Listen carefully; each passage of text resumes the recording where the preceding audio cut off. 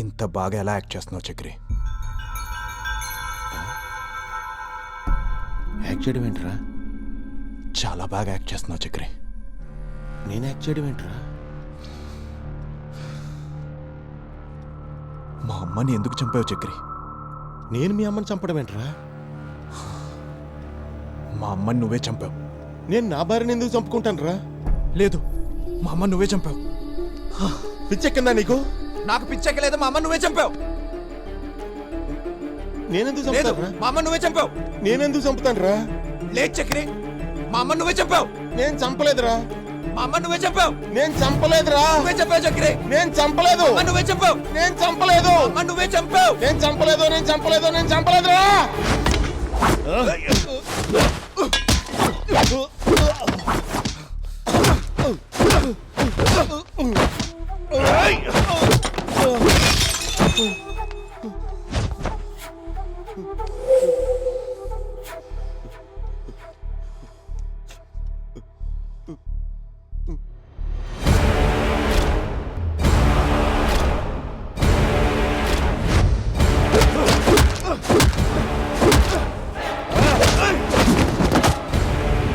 అవునరా, నేనే చంపా.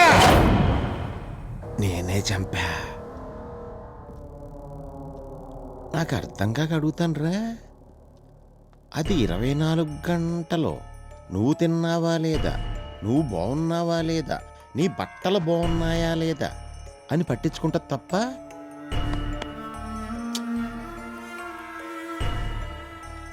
ప్రతీది నిన్నే పట్టించుకునే ఫలమైతే మరి అది నన్ను ఎందుకురా పెళ్లి చేసుకోవటం? నీ అక్క పక్క మీద ఒక్క క్షణం కోసమా? నాకున్న అప్పులు, నాకున్న బాధలు, నాకున్న కష్టాలు ఏ రోజన్నా అడిగిందా అదే? అది నాతో మాట్లాడిన ప్రతి మాట నీ గురించే తప్ప ఇంకేమీ లేదురా. ఇంకెందుకురా నాకు ఆ పెళ్ళాం? ఒరే, నాకు పెళ్ళయిన దగ్గర నుంచి ఒక్కటే అనుమానం. అసలు మీ ఇద్దరి మధ్యన ఏం జరుగుతుందిరా? అదెప్పుడు చూసినా నీ గదిలోనే ఉంటది. అది నీకు తల్లట్రా? అంటే బయటికి తల్లి కొడుకుల్లా కలరంగిస్తూ లోపల బాగా చేశారు కదరా తనమ్మా. అసలు దాన్ని ఎలా వదిలించుకోవాలని ఆలోచిస్తుంటే ఒక్కడొచ్చాడ్రా. 1 కోటి రూపాయలు ఇస్తాను, మీ ఆవిని చంపే అన్నాడు. ఎందుకు చంపాలి సార్ అని కూడా అడగాలనిపించలేదురా. 1 కోటి రూపాయలు రాయి. మీ అమ్మ కొడుకులు ఇద్దరి మధ్యలో నేను ఇలా ఐటెం గల్లా బతికేస్తే వస్తాయో చెప్పు?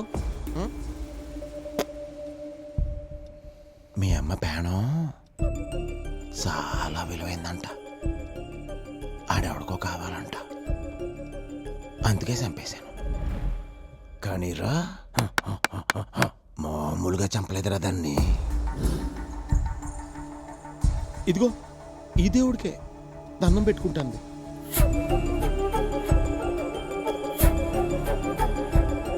తన దేవుడికే తన తలకే తీసుకుని కొబ్బరికాయ కొట్టినట్టు కొట్టాను రా. సావలా.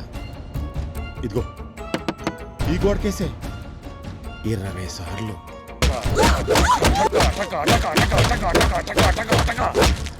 కొడతానే ఉన్నాను రా. అయినా సావలా. గట్టి పేణం కదా, కానీ ఒకే ఒక దగ్గర తొక్కితే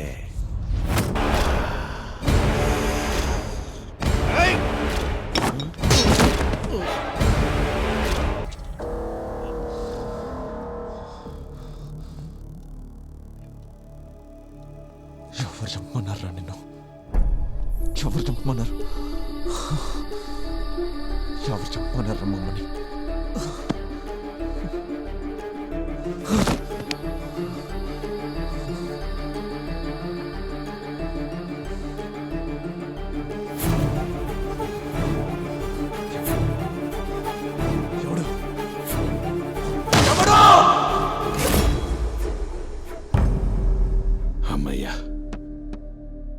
జీజాగాడు చనిపోవడంతో ప్రాబ్లమ్స్ క్లియర్ అయిపోయినాయి. కానీ కొత్త ప్రాబ్లం వచ్చింది సార్. జీజా అన్న తల్వార్ ఊళ్ళోకి వచ్చాడు. Mumbai underworld don sir వాడు.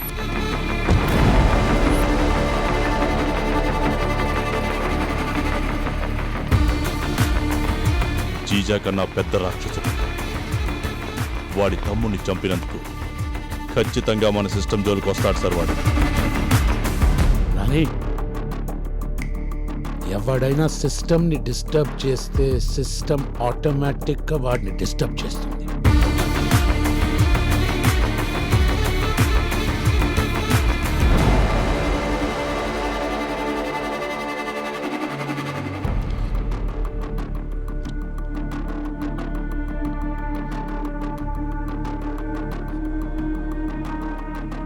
నా తమ్ముని చంపింది ఎవరు? నేను చెప్తున్న సిస్టమ్ ఎవరో తెలుసుగా? తీస్మార్ ఖాన్.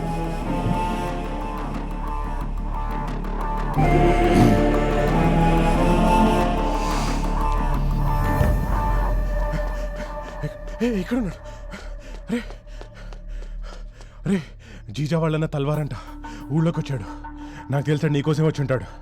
నా మాట విని కొన్ని రోజులు ఎక్కడికైనా వెళ్ళిపో. ఎట్టైనా వెళ్తే వాడికి నేను ఎలా దొరుకుతా? ముందు వాడెవడో చూడాలి. అందుకే ఇక్కడే కూర్చున్నా.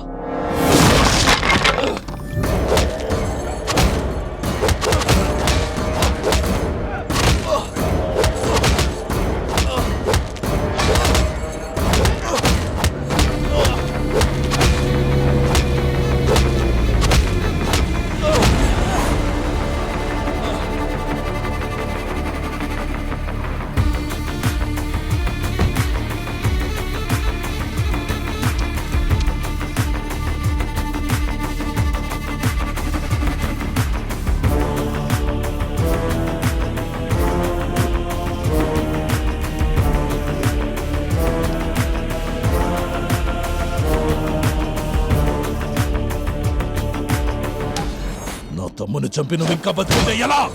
ఎలా? ఎలారా?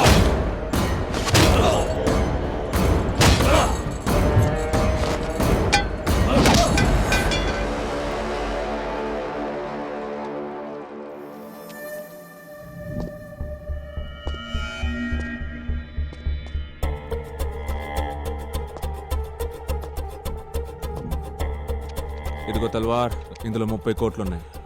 మిగతా 30 పని అయ్యాక పంపిస్తా. Take it.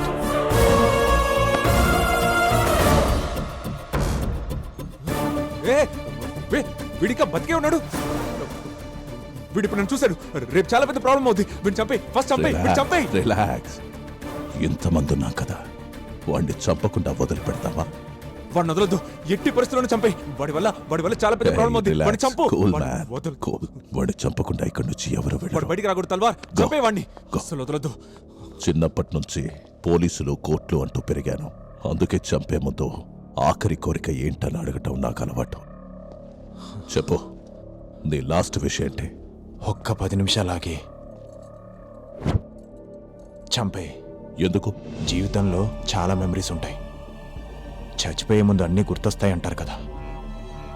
ఒక్కసారి గుర్తు తెచ్చుకుంటా, ఆ తర్వాత చంపే.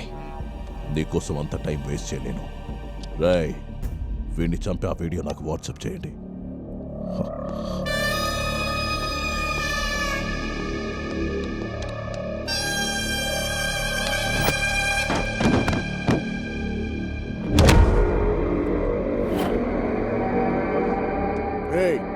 అడిగిన టైం అయిపోయింది కానీ చేయి.